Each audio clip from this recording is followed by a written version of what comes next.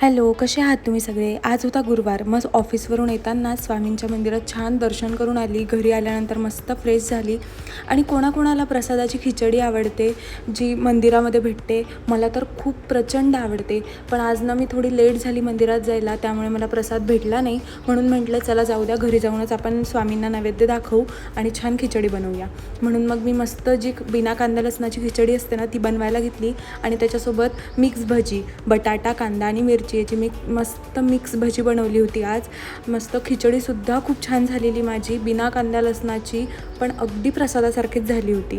मग त्यानंतर छान भजी तळून घेतली आणि स्वामींचं ताट वाढून घेतलं.